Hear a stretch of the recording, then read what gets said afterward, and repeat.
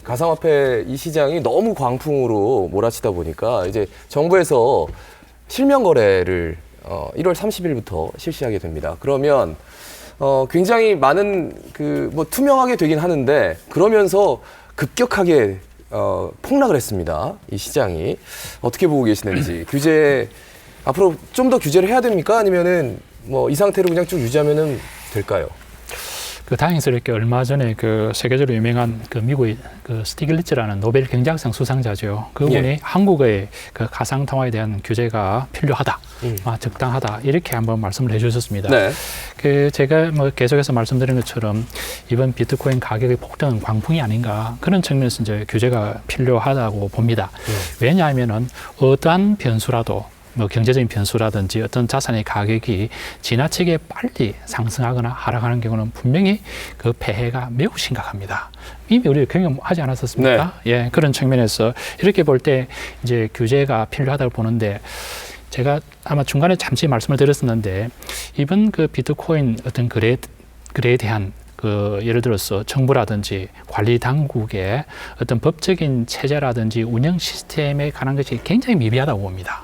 왜냐하면 이것은 일단 화폐가 말은 가상화폐라는데 금융당국에서는 화폐를 인식을 못했었거든요. 네. 그러다 보니까 법적 체제가 전혀 없는 것이죠. 그렇죠. 예, 그런 상황에서 가격이 폭등하니까 거래소를 폐쇄해야 된다든지 극단적인 조치는 오히려 더 큰 다른 사회적인 문제를 발생하지 않을까 이런 생각이 들고요. 예. 단 거래 실명제라든지 이제 법적인 체제를 완비하는 것은 정말 필요하다. 그래 해줘야 아까 우리 교수님 말씀처럼 이제 비트코인도 물론 성장 발전하셨지만 더 중요한 것은 블록체인 기술이 되지 않겠습니까?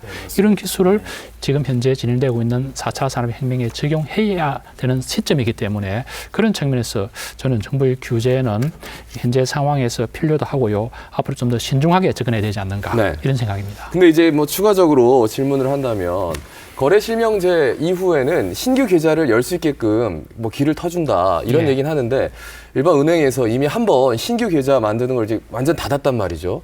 다시 열 수 있을까? 허용을 해줄까? 은행에서 말이죠. 은행 입장에서는 어떻습니까? 열어줄까요? 은행 입장에서는 굉장히 부담스럽지 않겠습니까? 어떤 면에서 좀 부담스러울까요? 예, 은행은 어떻게 보면 이제 수익성도 중요하면 안정성이 또 중요한데 네. 또다시 어떤 광풍으로서 만약에 또 다른 규제가 주어질 때 은행은 엄청난 피해를 볼 수 있지 않겠습니까? 예. 그런 측면에서 아마 좀 신중할 수가 있고요. 저는 그런 것들이 지금 현재 법적으로 정비가 안 돼 있다고 봅니다.